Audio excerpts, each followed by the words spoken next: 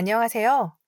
저는 제 인생의 한 페이지를 넘기며 어쩌면 누군가에게 작은 위로와 용기가 될 수도 있지 않을까 하는 마음에 이렇게 사연을 적어봅니다. 저는 작은 번역회사를 운영하며 홀로서기에 제법 익숙해진 마흔을 코앞에 둔 여성입니다. 지금의 저는 웃음도 제법 많아졌고 사소한 일에도 감사할 줄 아는 사람이 되었지만 불과 몇 년 전까지만 해도 제 삶은 안개 속을 걷는 것처럼 답답하고 때로는 지독한 현실에 숨막혀 있던 시간들이었습니다. 돌이켜보면 그 시간들은 재련소의 불길처럼 뜨겁고 고통스러웠지만 결국 저를 더 단단한 사람으로 만들어준 과정이었던 것 같습니다. 어린 시절 저는 늘 외로움을 안고 살았던 아이였어요. 물론 밥을 굶거나 남들처럼 학원을 못 다닐 만큼 어려운 형편은 아니었어요. 부모님은 두 분 다 각자의 일로 바쁘셨고 그 빈자리를 물질적인 풍요로 채워주시려 애쓰셨죠. 하지만 어린 마음에 필요했던 건 값비싼 선물이나 용돈보다는 따뜻한 눈맞춤과 다정한 대화였습니다. 그래서였을까요?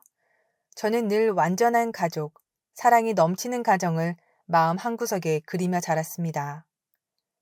드라마에 나오는 화목한 가정의 모습은 제게는 늘 선망의 대상이었죠. 제 남편이었던 사람, 지훈 씨를 만났을 때 저는 드디어 그 꿈을 이루게 되었다고 생각했습니다. 그는 첫 만남부터 제게 확신을 주었고 그의 따뜻하고 헌신적인 모습에 저는 오랜 시간 닫혀있던 마음의 문을 활짝 열었습니다. 그리고 지훈 씨의 가족, 특히 시어머니 윤 여사님은 제게 어머니라는 단어가 주는 모든 좋은 이미지를 구현한 분처럼 보였습니다. 명망 있는 작은 갤러리를 운영하시던 어머님은 우아하고 교양이 넘치셨고 저를 처음 보신 날부터 어머, 우리 지훈이가 복도 많지. 이렇게 예쁘고 착한 아가씨를 어디서 데려왔을까? 이제야 우리 집에 진짜 딸이 생긴 것 같아. 너무 기쁘다. 하시며 제 손을 따뜻하게 잡아주셨습니다.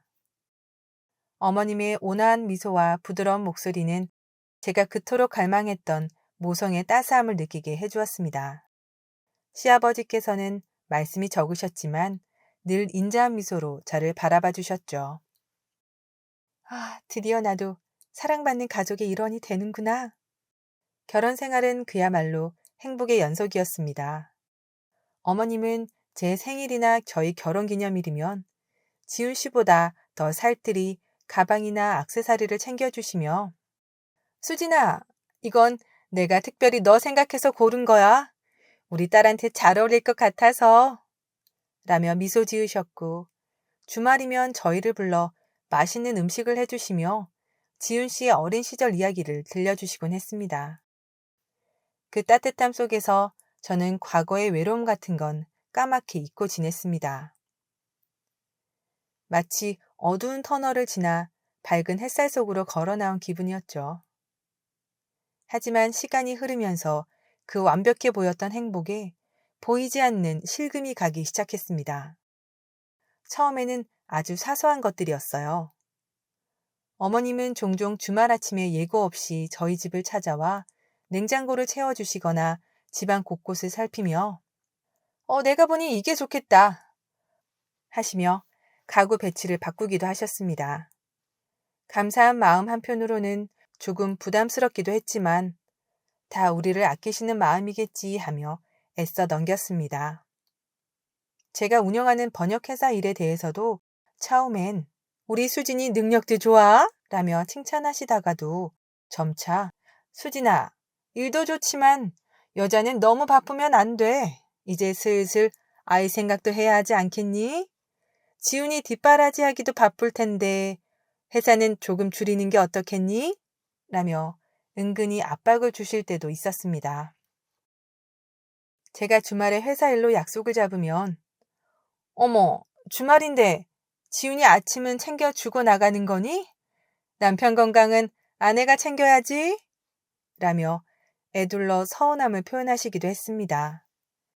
지은 씨에게 이런 불편함을 털어놓으면 그는 늘 엄마는 수진 씨를 정말 딸처럼 생각해서 그러시는 거야. 옛날 분이라 표현이 좀 그래서 그렇지? 아기는 전혀 없으실 테니 너무 예민하게 생각하지 마. 라며 대수롭지 않게 넘기곤 했습니다. 그럴 때마다 저는 내가 너무 예민한 걸까? 이런 행복을 제대로 받아본 적이 없어서인 걸까? 하며 스스로를 다그치기도 했습니다. 하지만 마음 한구석에는 차가운 바람이 있는 것을 막을 수는 없었어요. 그러던 어느 날 제가 오랫동안 공들여왔던 대형 프로젝트 계약건이 마지막 순간에 틀어지는 일이 발생했습니다. 그 프로젝트는 제 회사의 사활이 걸린 아주 중요한 일이었고 몇 달 밤낮으로 매달렸던 건이었습니다. 중요한 프레젠테이션을 하루 앞둔 날 저녁 갑자기 어머님께서 가슴이 답답하고 숨이 잘 안 쉬어져. 아무래도 급히 병원에 가야 할 것 같아. 하시며 다급한 목소리로 전화를 하셨습니다. 놀란 저는 지훈 씨와 함께 만사를 제쳐두고 어머님 댁으로 달려갔습니다. 하지만 막상 도착하니 어머님은 괜찮아. 잠깐 그랬던 모양이야. 너희들 괜히 고생시켰네. 하시며 저희를 돌려보내셨죠. 그날 밤 저는 거의 밤을 새워 자료를 보완해야 했고 결국 다음 날 최상의 컨디션으로 프레젠테이션에 임하지 못했습니다. 결과는 참담했죠. 프로젝트는 경쟁사로 넘어갔고 저는 허탈감과 함께 어머님에 대한 알 수 없는 의구심을 떨칠 수가 없었습니다. 단순한 우연이었을까요? 아니면 지훈 씨에게 이 이야기를 했을 때 그는 엄마가 정말 아프셨을 수도 있지. 어떻게 그런 일로 엄마를 의심해? 당신 요즘 너무 일에만 빠져 있는 거 아니야? 라며 오히려 저를 나무랐습니다.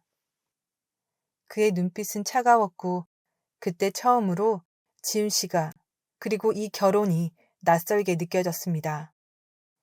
마치 가면을 쓴 사람과 살고 있는 듯한 기분이었다고 할까요? 그 무렵 정말 우연한 기회에 어머님 갤러리에서 예전에 큐레이터로 일했었다는 은하 씨를 알게 되었어요.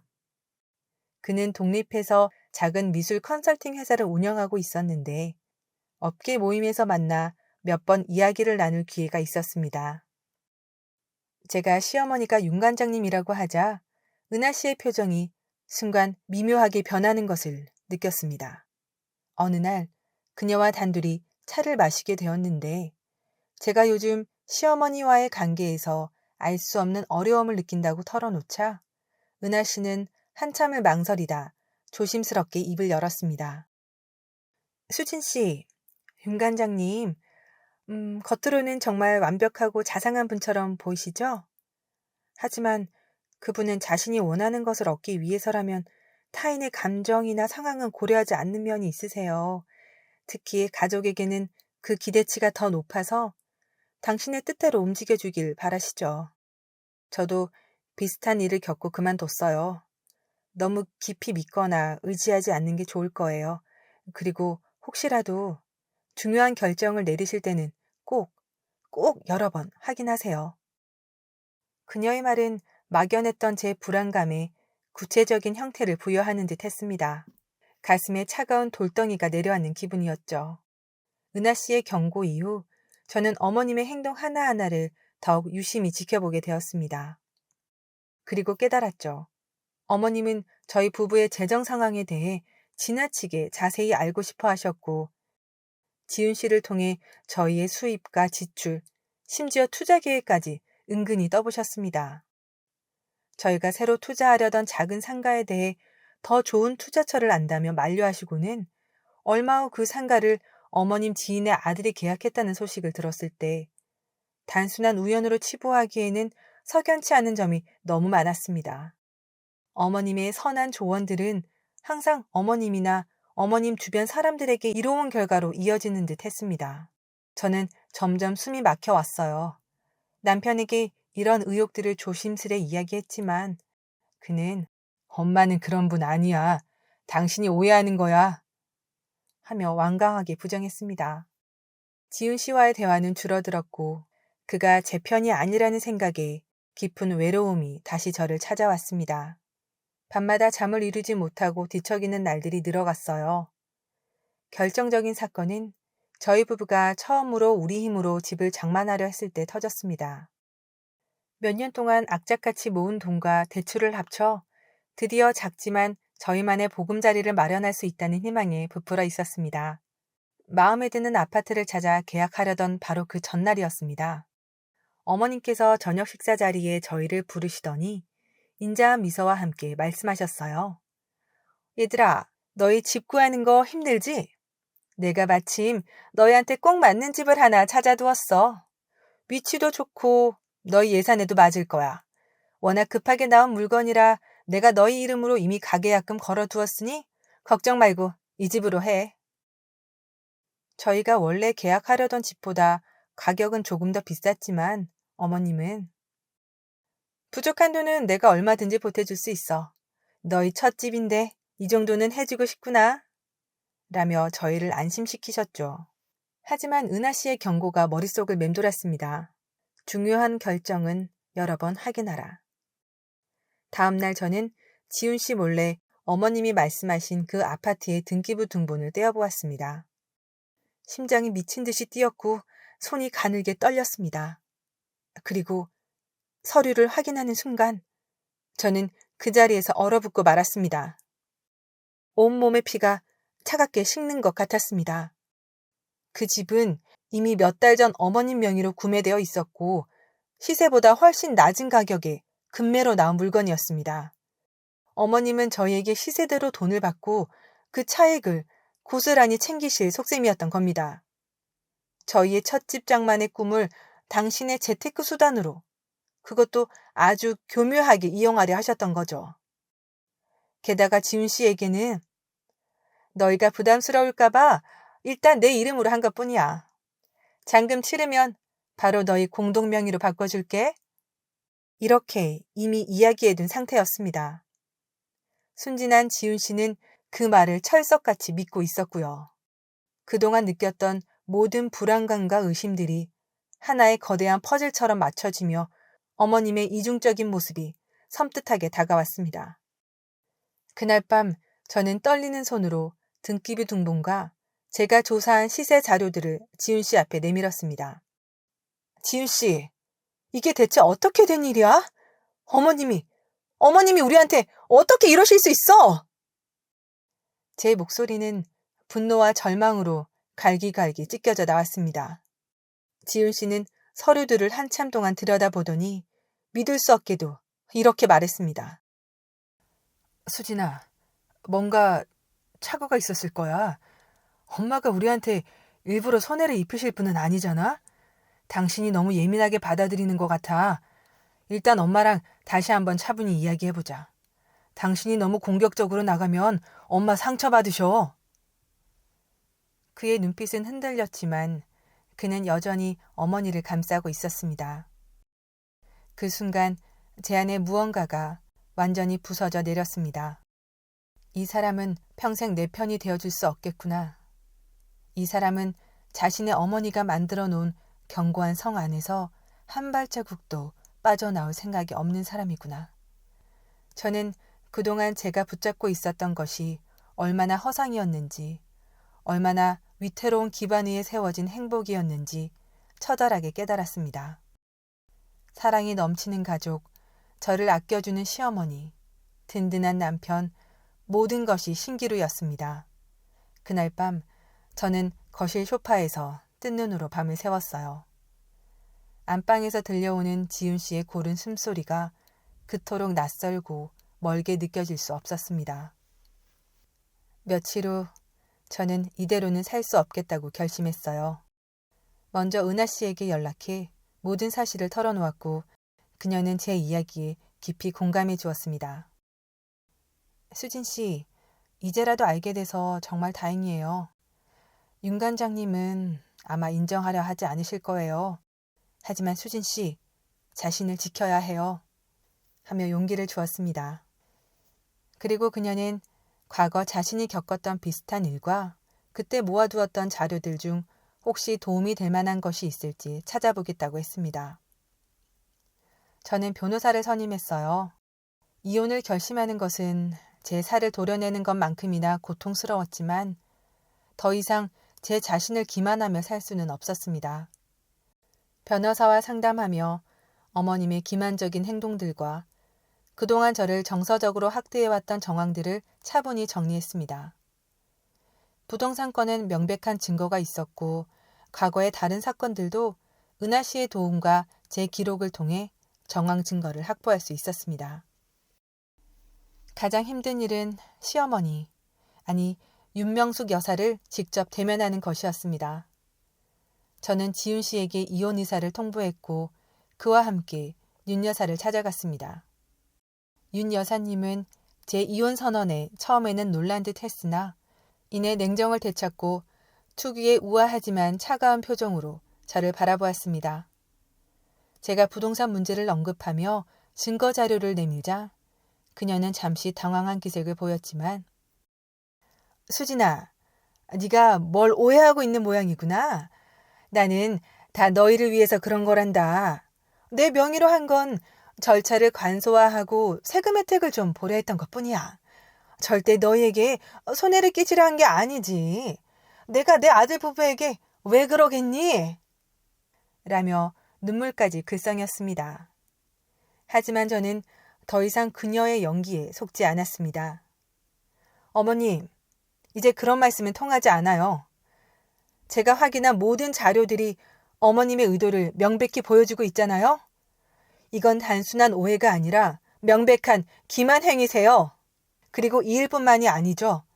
지난 몇 년간 어머님은 교묘하게 제 삶을 통제하려 하셨고 저를 무력하게 만들려고 하셨어요. 제 단호한 태도에 윤 여사의 표정이 싸늘하게 굳었습니다. 그래서 이혼이라도 하겠다는 거니? 고작 그런 일로? 지훈이 생각은 안 해봤어? 우리 집안 생각은? 제 인생은요? 제 인생이 더 중요해요. 그리고 지훈 씨도 이 모든 사실을 알고도 어머님을 맹목적으로 감싸는 사람이라면 더 이상 함께할 수 없다고 생각합니다. 그때까지 침묵하던 지훈 씨가 끼어들었습니다. 수진아, 제발 그만해. 엄마한테 어떻게 그렇게 말할 수가 있어? 엄마, 제가 수진이 잘 타이를게요. 오해가 있었던 것 같아요. 저는 지훈 씨를 바라보았습니다. 그의 눈에는 저에 대한 원망과 어머니에 대한 안쓰러움이 뒤섞여 있었습니다. 마지막 희망의 끈이 끊어지는 순간이었죠. 지훈 씨, 당신은 끝까지 현실을 외면하는군요. 좋아요. 그럼 법정에서 모든 것을 명확히 하도록 하죠. 이혼 소송은 예상대로 길고 지저분했습니다. 윤 여사는 자신의 사회적 명예를 지키기 위해 저를 정신적으로 불안정하고 은혜를 모르는 며느리로 몰아가려 했습니다. 하지만 저는 은하 씨의 결정적인 증언과 변호사의 도움으로 당당하게 맞섰습니다.